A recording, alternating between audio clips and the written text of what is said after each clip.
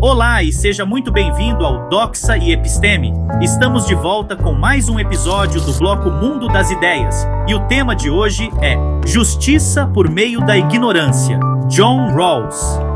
Pode ser que algumas pessoas sejam incrivelmente ricas, até mesmo super ricas. Mas para a maioria de nós, a realidade é bem diferente. Muitos vivem numa situação onde a riqueza é escassa. E alguns lidam diariamente com a fome e a doença. Isso parece injusto, não é mesmo? E de fato é. Se houvesse justiça genuína neste mundo, nenhuma criança passaria fome enquanto outras têm mais dinheiro do que conseguem gastar.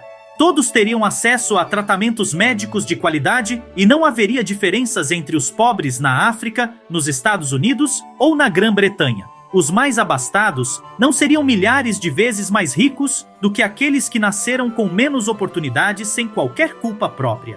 Justiça é sobre tratar as pessoas de forma equitativa.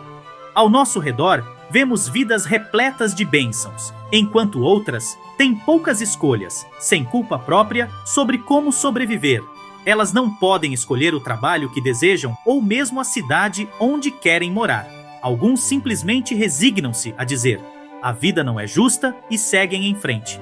Geralmente essas pessoas tiveram sorte. Outras passam o tempo refletindo sobre como a sociedade poderia ser mais justa e talvez até se esforçam para melhorá-la. John Rawls, um acadêmico tranquilo e modesto de Harvard, mudou a maneira como as pessoas pensam sobre essas questões com seu livro Uma Teoria da Justiça, 1971. Após quase 20 anos de intensa reflexão, Rawls ofereceu um texto acadêmico, embora seco, que não se limitou a acumular poeira em bibliotecas. Tornou-se um best-seller. Algo surpreendente considerando sua natureza. Suas ideias eram tão cativantes que o livro logo foi reconhecido como um dos mais influentes do século XX, lido por filósofos, advogados, políticos e muitos outros. Algo que o próprio Rawls jamais imaginara ser possível. Rawls, que lutou na Segunda Guerra Mundial e testemunhou o lançamento da bomba atômica sobre Hiroshima, foi profundamente impactado pela guerra e considerava o uso de armas nucleares como errado. Como muitos daquele período, ele almejava um mundo e uma sociedade melhor. No entanto, sua maneira de provocar mudanças estava na reflexão e na escrita, não no engajamento político ativo. Enquanto escrevia Uma Teoria da Justiça, o Vietnã estava em conflito e enormes protestos anti-guerra, nem sempre pacíficos. Rawls optou por explorar questões abstratas sobre justiça em vez de se envolver diretamente com as questões do momento. Em sua obra, ele ressaltava a importância de entender como viver em comunidade e como o Estado influencia nossas vidas. Para tornar nossa existência tolerável, a cooperação é fundamental. Mas como fazê-lo? Imagine criar uma sociedade totalmente nova e mais justa. Uma das questões fundamentais seria: quem teria acesso a quais recursos? Se alguém vive em uma mansão deslumbrante com piscina e funcionários, talvez pense em um mundo onde algumas pessoas são muito ricas, provavelmente aquelas que trabalharam muito para isso.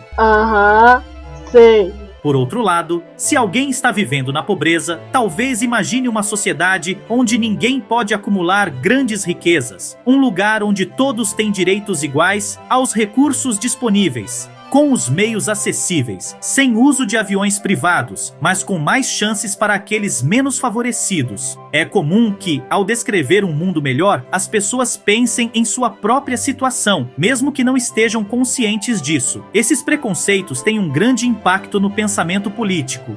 A ideia genial de Rawls foi criar um experimento mental chamado de posição original, que busca minimizar nossos preconceitos egoístas. A ideia principal é simples: construir uma sociedade mais justa sem saber qual será sua posição nela. Você não teria conhecimento se seria rico, pobre, com alguma deficiência, bonito, feio, homem, mulher, talentoso ou não, independente de orientação sexual. Acredita-se que, ao fazer escolhas, sem saber sua própria posição, você optaria por princípios mais justos por trás de um véu da ignorância, já que não saberia quem seria ou onde estaria nessa sociedade. A partir desse conceito simples de escolher sem conhecimento da própria situação, Rawls desenvolveu sua teoria da justiça. Essa teoria se baseia em dois princípios: liberdade e igualdade, algo que ele acreditava ser aceito por qualquer pessoa razoável.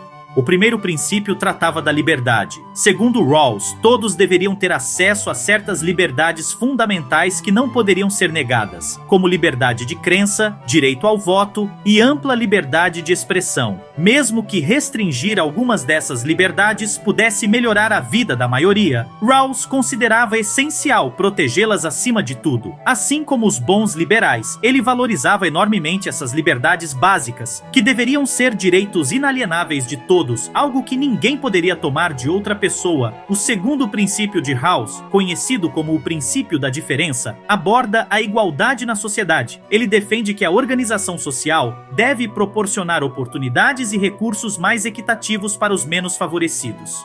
Se houver discrepância nos ganhos financeiros, essa desigualdade só é aceitável se beneficiar diretamente os mais necessitados. Por exemplo, um banqueiro poderia ganhar 10.000 vezes mais que um trabalhador de renda mais baixa, somente se isso resultasse em vantagens reais para o trabalhador desfavorecido.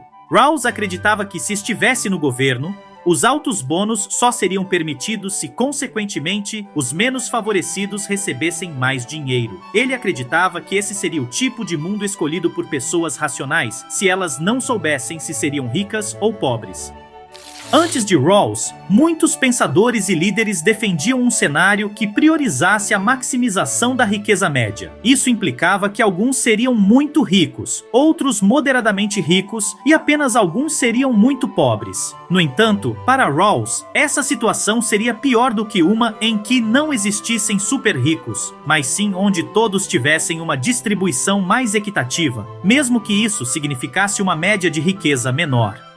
Essa perspectiva desafia especialmente aqueles com altos rendimentos nos dias atuais. Robert Nozick, outro filósofo político norte-americano, questionou essa ideia. Ele acreditava que as pessoas deveriam ter a liberdade de recompensar um jogador de basquete, por exemplo, oferecendo-lhe uma parte da receita do ingresso. Se milhões assistissem, o jogador ganharia muito, e isso seria justo, segundo Nozick. Mas Rawls discordava. Ele argumentava que, a menos que a pessoa menos favorecida se beneficiasse, não seria justificável alguém ganhar tanto dessa maneira. Rawls considerava que habilidades como ser um atleta talentoso ou extremamente inteligente eram, em parte, resultado de sorte, e, portanto, não merecedoras de ganhos astronômicos. Muitas discordâncias surgem dessa visão, já que muitos acreditam que a excelência merece recompensa. Mas para Rawls, não havia uma ligação direta entre ter talento em algo e merecer mais. No entanto, Rawls reconhecia que algumas pessoas poderiam preferir correr riscos por trás do véu da ignorância. E se achassem a vida uma loteria e quisessem garantir algumas posições atrativas na sociedade, eles correriam o risco de terminar na pobreza em busca da possibilidade de serem extremamente ricos. Rawls acreditava que pessoas racionais não arriscariam suas vidas dessa maneira, mas talvez tenha se enganado nesse ponto. Durante grande parte do século XX, muitos se afastaram dos grandes filósofos do passado. No entanto, uma teoria da justiça de Rawls é uma das poucas obras de filosofia política desse período que é reconhecida como digna de menção ao lado de obras clássicas de filósofos como Aristóteles, Hobbes, Locke, Rousseau, Hume e Kant. Rawls, conhecido por sua modéstia, provavelmente discordaria desse paralelo. Mas sua influência inspirou uma geração de filósofos atuais. Todos compartilham a crença de que a filosofia deve se envolver com questões complexas e fundamentais sobre como podemos e devemos viver juntos.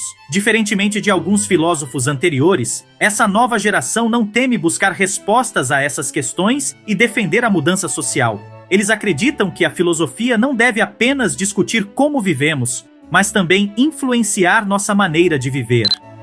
Agradecemos imensamente por assistir ao vídeo. Se gostou, não esqueça de deixar um like, se inscrever no canal e compartilhar com os amigos. Valorizamos muito cada comentário. Então, fique à vontade para deixar o seu. Forte abraço e vitória sempre!